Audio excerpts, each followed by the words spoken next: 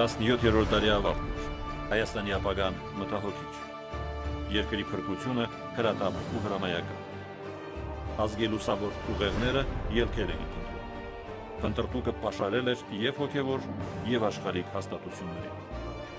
1669 թվականին թուրքերը պաշարում են Վիեննա, Շահմուրադ Բաղիշեցին ու Հովհաննես Թութունջին Վերսալումը, Լյուդովիկոս 14-րդի գլխավորությամբ հայերը միանում են Եվրոպայի հակաթուրքական կոալիցիային։ Էջմիածնում ու Անգեղակոթում աշխարհիկ ու հոգևոր իշխանները կայացնում են հայտնի որոշումը. Իսրայել օրին մեկնում է քրիստոնյա Եվրոպա։ Երիտասարդ Մխիթարին փրկության ելքը ներկայանում է հրաշքի լույսով։ Իրամայրը երիտասարդին տեսիլքում խորհուրդ է տալիս հանգիստ թողնել ազգի հնացած կառույցները, ստեղծել նորը։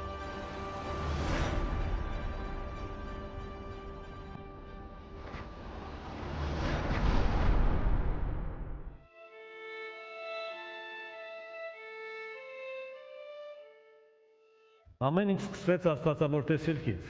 որ հետո պիտի դառնար 20-ամյա վանականի ամբողջ կյանքի փարոսն ու իմաստը։ Անգամ այսօր 300-ամյա հեռավորությունից դժվար է հավատալ, որ Տիրամոր երազը Սևանակղզու վանական մշուշից կարող է հասնել Վենետիկ, Սուրբ Ղազարի այսքան շոշափելի իրականություն։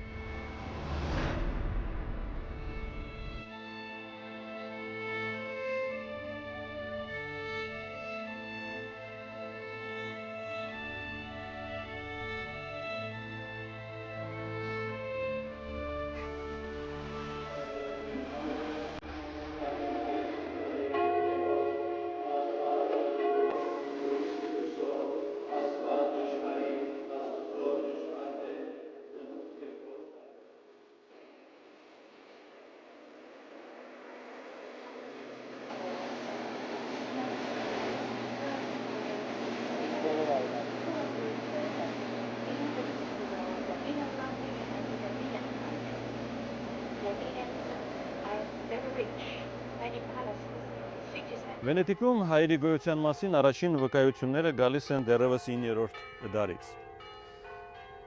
Իսկ 1701 թվականին հիմնադրված Մխիթարյան միաբանությունը այստեղ Սուրբ Ղազար կղզի առաջին անգամ ոտք դրեց 1717 թվականի սեպտեմբերի 8-ին։ Այսօր կարելի է փաստել, Մխիթար Սեբաստացին բացել է հայերի պատմության այն էջը, որի հոգևոր գիտամշակութային հարստության չափն ու ծավալը դեռ հաշվարկված չէ, էլ չեմ ասում գիտակցված։ 1701 թվականին Կոստանդնապոլսում հիմնված, ապա ժամանակավորապես Էգեյանի կղզիներում դեգերած Մխիթարյան միաբանության 12 անդամները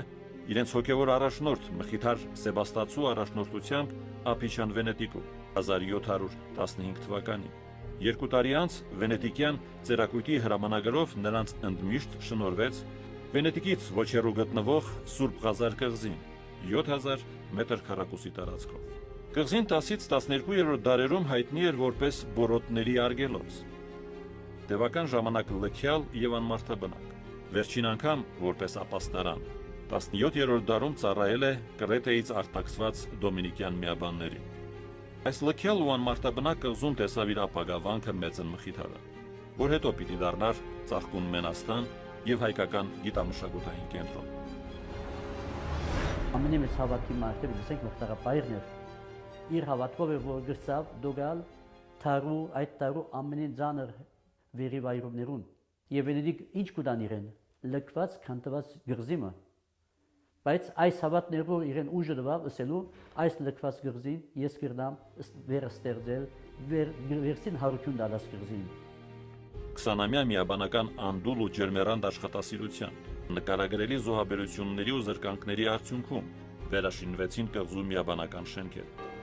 Մեր առջև այսօր կանգնած է կարմրաներ կային Մենաստանը, որ վերջին 300 տարում հայության համար դարձավ գիտության եւ Եվրոպայի կենտրոնում կրթության լույսի հիմնական աղբյուրը։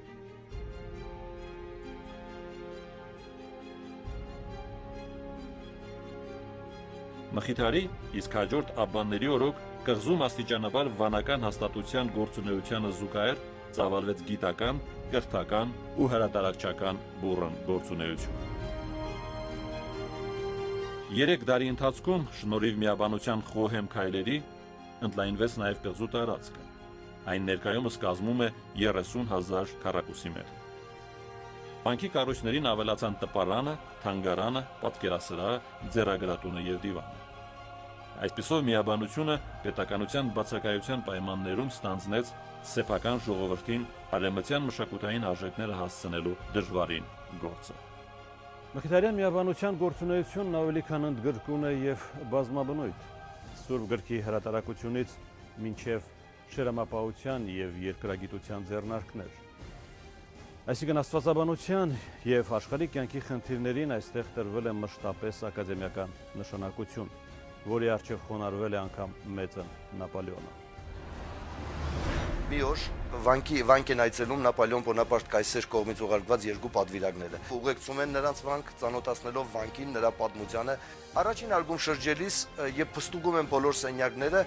տրներից մեկից առնելով եւ ողջ ճաշի բույրը, այցելուներից մեկը գլուխը կողում են էս, հետաքրքրվելով սա ինչ սենյակ է։ Իմանալով որ ճաշա սենյակն է, հետաքրքրվում են եւ ողջ ճաշի բաղադրությամբ։ Վանականները բացատրում են, որ դա արևելյան ճաշ է, անունը հարիսա կամ քեշկեկ թուրքերենով։ Պատվիրակը ցանկություն է հայտնում համտես անելու եւ ողջ ճաշատեսակը։ Ճաշելուց հետո, կարճ զրույցից հետո պատվիրակները հեռանում են վանքից։ Անշուշտ ճակատագրական պիտի համարել Նապոլեոնի կողմից կղզուն ակադեմիայի կարգավիճակ տալը։ Չմոռանանք, Եվրոպայի կենտրոնում պատերազմների ու համատարած ավերումների ժամանակաշրջանում է կղզին ձեռք բերում այդ կարգավիճակը։ Կարելի է ասել փրկության կարգավիճակը։ Վանքի գրավոր տարեգրությունը վկայում են մի բանի մասին, որ ամենայն հավանականությամբ վանքի այցելուներից, խորհրդավոր այցելուներից մեկը դա անձամբ կայսրն էր, եւ անկասկած կայսեր հրամանագրի ստացման գործում վերջին դերը չէր խաղացել նաեւ կայսեր անձնական համարզի եւ ինչպես նաեւ ֆրանսիացի նշանավոր մեմուարիստ Ռուստամի խաղացած դերը։ Ակադեմիական կարգավիճակը բացառիկ հնարավորություն էր հայկական վանական համալիրը գիտակրթական կենտրոնի վերածելու համար։ Կղզում իրենց գիտական հետազոտություններն արեցին եվրոպական հայագիտության հսկաներ Կապելետին, Ֆրիդրիխ Նոյմանը, Վիկտոր Լանգլուան, Պետերմանը, Յուբշմանը, Կոնիբերը, Գելցերը, Մարը, Անտուան Մեյեն, Ֆրեդերիխ Ֆեյլին։ Սուրբ Ղազար ոտք դրեցին գրեթե բոլոր եվրոպական տերությունների միապետերն ու թագուհիները, արվեստի ու մշակույթի բնագավառի հայտնի գործիչներ։ Սուրբ Ղազարը հիացրել էր Վագներին, Դոնիցետտիին, Ռոսինիին, Վերդիին, Ստրավինսկուն։ Կղզու նշանավոր ձիթենիների տակ Լորդ Բայրոնը գրեց իր Մանֆրեդն ու ավարտեց Չայլդ Հարոլդը։ Այսօր էլ կղզում սրբությամբ են պահպանվում Բայրոնի պատմական այցելության հետքերը։ 1700-ի Վենեդիգը լահայ գգան իմաստով, լամիջասկային իմաստով գերբովը հանգույցներ բոլոր վաճառականական գործունեություններու եւ նաեւ մշակութային եւ արտադրողության։ Դա պարգագարձեմ որ ասիկա մեծապես նվաստած է նաեւ լուսավորության թարու մեջ մտցնելով եւ զուգահեռ մգազմելով մխիթարի իդեալներուն եւ երազներուն։ Արևմտաքրիստոնեական նշանավոր կենտրոններից մեկը Վենեդիգը դեռ Կիլիկյան թագավորության շրջանից էր հայտնի հայոց հետ ունեցած իր սերտ կապերով։ Իսկ վենետիկյան հայ գաղթօջախը իր Սուրբ Խաչ եկեղեցիով եւ հայոց հոգետնով հնագույններից մեկն էր Եվրոպայում, ուր հայոց հնագույն հետքերը հանդիպում են ամեն քայլափոխի։ 17-ից 18-րդ դարերում հայերի թիվը քաղաքում հատկապես թվարացավ շնորհիվ Նոր Ջուղայի եւ Կոստանդնոպոլսի հայոց առևտրական դասի ներկայության, որոնցից շատերը համարվում էին ոչ միայն Վենետիկի, այլև ամբողջ Եվրոպայի ամենաունևոր ընտանիքներից։ Սուրբ Ղազար կղզում Ղևոն Դալիշանի անձնական դիվանում պահվող փաստաթղթերի շարքում կարևոր նշանակություն ունի 1750 թվականի Վենետիկի պաշտոնական մարդահամարի հայոց վերաբերյալ հատվածը։ Ազգահամար հայոց Վենետիկո, ուր անուն առանուն թվարկում են քաղաքում մշտական բնակություն հաստատած աշխարհիկ եւ հոգեվոր դասի ներկայացուցիչները։ Բավական է հիշել Շեյրիմանյաններին, Գերակյաններին, Սեղբոսներին, Ալեքսանդրյաններին, Շաումյաններին եւ այլոց։ Մխիթարի կողմից սկզբունքորեն նոր տիպի ազգային եւ հոգեվոր կառույցի ստեղծման գաղափարն էր, որ հայ երիտասարդ հոգեվորական վարդապետին առաջնորդեց դեպի արևմտյան գիտակրթական մի այնպիսի կենտրոն, ինչպիսին էր Վենետիկը 18-րդ դարի սկզբին։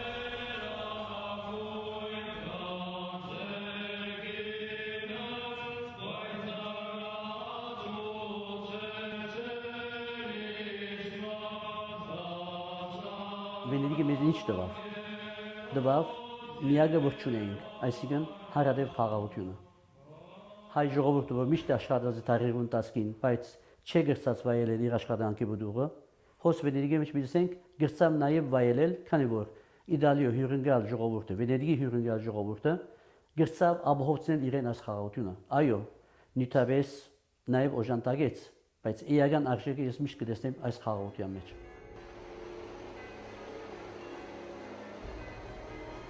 Վենետիկում եվրոպական քաղաքակրթության կենտրոնում շնորհիվ հնդկահայերի դրամական աջակցության եւ ժամանակի մխիթարյան վարդապետների աննկուն կամքի հիմնվեց Մուրադ Ռաֆայելյան վարժարանը, որպես համահայկական կրթական առաջին կենտրոն։ Մուրադ Ռաֆայելյան վարժարանի աշակերտությունը ավանդաբար միջին արևելքեն գուքար։ Երբ վարժանը իմնամեցավ,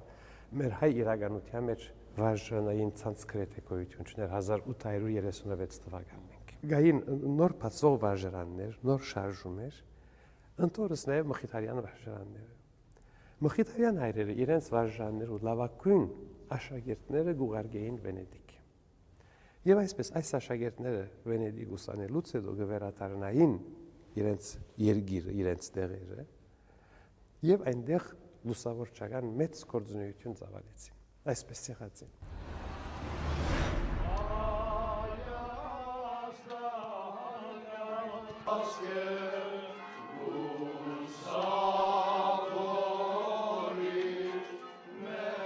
Մխիթարյան միաբանությունը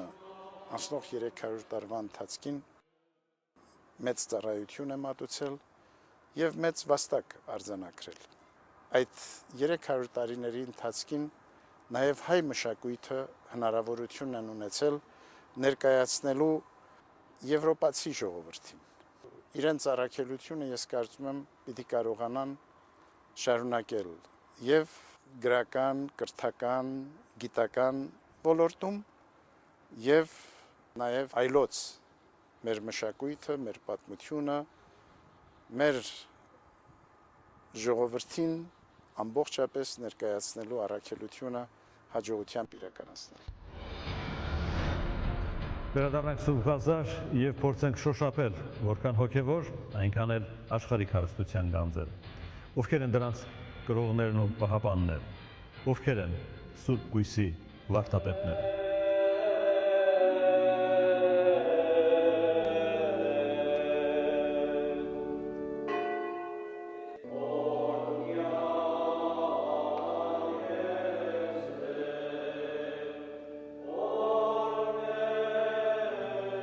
Մրցարապայր երբ որ գտեսնեմ, որ իր աշակերտները շատ մեծ երանտով գիտական նյութերու նվիրված են, այդ գիտական նյութերու ուսումնասիրելու նվիրված են, գուկա փոխանակ քաչալերելու ցևոմը գահանտիման է։ Եվ ճիշտ այս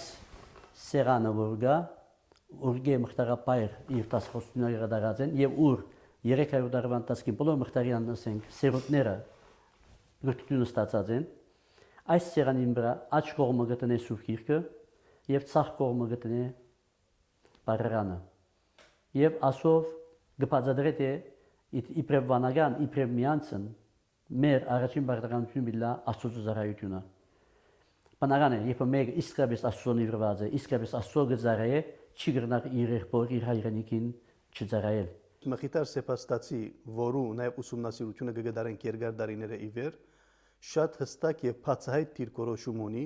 նաև նկատմամբ այն տեխնազուներուն, որ բիդիկային անդամակցելու եւ հետեւաբար ինքը բնտած է, որ համահայկական ներկայացություն ունենան, նաև որպես ասենք տեխնազուներ։ Հետեւաբար ինքը օրինակհամար բոլորովին հագարագեր, որ միայն մեկ տեղը առնվեին իր աշակերտները եւ այս ուղղությամբ հadoop կարեւորություն կդար, որ բոլոր հայութենեն կային։ Հետեւաբար լա արևելյան, լա արևմտյան նահանգները։ Դիմենք պատմությանը 1922 թվականին բոլշևիկները կողոպտեցին նաև Սևանավանքը։ բռնագրավեցին եկեղեցական գույքը, վանքի գրքերը, ձեռագրերն ու սրբապատկերները։ Տիրամայրը տասնամյակներով հայտնվեց պատկերասրահների նկուղներում։ Տիրամոր Պաչենը Մխիթարի զավակներին նվիրեց ամենայն հայոց կաթողիկոս Խրիմյան հայրիկը։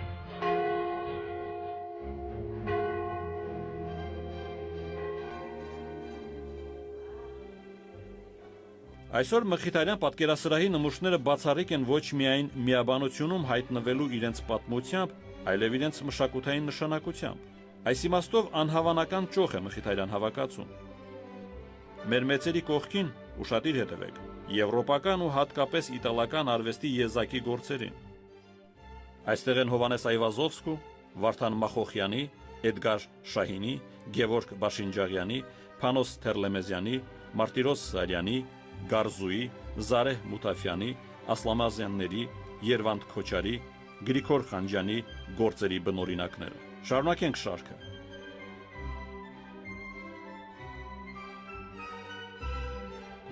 Եվրոպական եւ իտալական Լեոնարդո դա Վինչիի դպրոցին պատկանող Տիրամայրը եւ Հիսուս Մանուկը, Պիետրո Դուկայի Սուրբ ընտանիքը, Պալմա Վեքիոյի Հիսուսը Փշեպսակով, Մազաչիոյի, Տիեպոլոյի, Ծունեոյի, Պաուլետիի կտավները։ Նրանցում բախտ է վիճակվել լինել Մխիթարյան թանգարանում հաստատ պիտի նախանձել։ Այստեղ ամբարված հոգևոր պատմությունն ու ունեցվածքը դժվար է գնահատել դրամական որևէ միջոցով։ Արժեքների այն հավաքածուն, որն այստեղ ունի շուրջ 300-ամյա պատմություն, անկասկած պահանջում է ավելի բարձր գնահատում։ Մեծագույն մշակութային արժեք է ներկայացնում Մխիթարյան թանգարանի դարերով հավաքված անգնահատելի հավաքածուն, սկսած գորգերից ու կենցաղային ազգագրական իրերից մինչև դրամների թանկարժեք հավաքածուն եւ Եգիպտոսի հայազգի նախարար Պողոս Բեյ Յուսուֆյանի կողմից Սուրբ Ղազարին նվիրած եգիպտական մումիա։ Նշելի է հատկապես Քեոթահիայի հաղճապակու բացառիկ հավաքածուն, պատրաստված հայ վարպետների ձեռքով եւ հայերեն արձանագրություններով, որոնք բազմիցս զարդարել են զանազան եվրոպական ցուցահանդեսներ եւ ունեցել են բազում հրատարակություններ։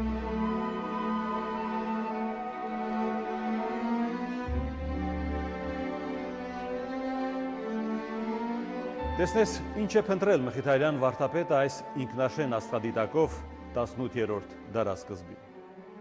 Լավ ճշտեցիք, որ երկնքում գուղենք հերատիդագը եւ ոչ թե գամասխատիդարը եւ ոչ թե ուրիշ բայրեր, հետապարած կնշանակե գիտություն եւ գրոնական արժեքներ կորձականի մեջ նույնիսկ զանազանություն չունին։ Եվ ասիկա հայկական հին վանականության ալ սկզբունքը եղած է ոսկեղեն, որ նաեւ մեր լամպրոնացի համաձայն, որ այդ կխանտավորորեն նետված է այս մշակույթի փնդրդուկի աշխարհի մեջ, որ գսե մինչև իսկ գիտությունը աստված սիրություն է։ Այսօր եթե առնենք Ալիշամը իր խուցի մեջ բանդված, եթե գրծավ այսքան մեծ արժեքներ դալ մեր ժողովրդին, մեր հայրենիքին, գբարտինք իր վանագանի եւ միասնի հոգեգանության։ Մխիթարյան մայրավանքի մատենադարանում ամփոփված են մոտ 4500 անգնահատելի ձեռագիր մատյաններ։ 300-ամյա այս մատենադարանում գերագույն խնամքով ու սիրով են պահպանվում եզակի գրչագրեր։ Հռչակավոր Մլքեթ Հագուու 862 թվականի Շքեղազարդ ավետարանը, Տրապիզոնի եւ Ադրիանապոլսի ավետարանները, Ալեքսանդր Մակեդոնացու պատմության լավագույն ընդօրինակությունը, հայ պատմիչների, փիլիսոփաների, աստվածաբանների, գիտնականների, բժիշկների եւ այլ երկերի հնագույն ու արժեքավոր ընդօրինակությունները։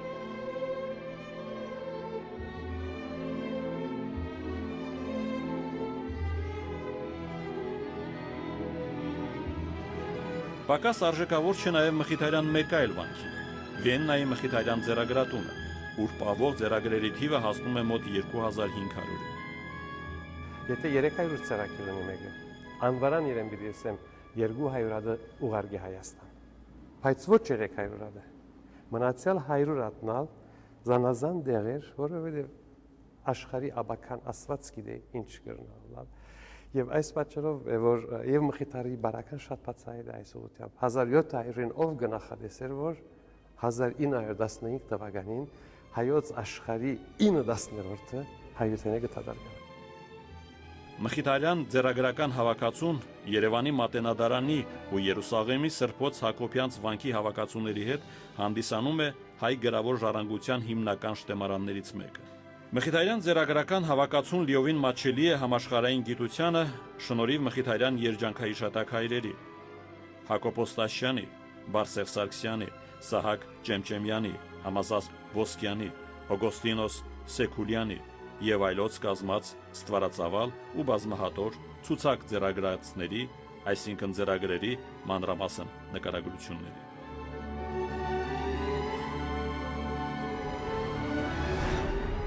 Մենք ոչ թե որպես թանկարան մերած արժեքներու գավակենք, այլ մինչև օրս անգամ համագործակցության մեջ ենք զանազան հաստատություններու եւ անհատներու հետ, լահայ գան լա ոչ, համամարտկային այս կանցերը գարենալու համար իրենց նպատակին հասցեն։ 300 տարվա ընթացքում Մխիթարյան հրատարակչատներից դուրս եկան հայագիտական բացառիկ արժեք ներկայացնող գործեր,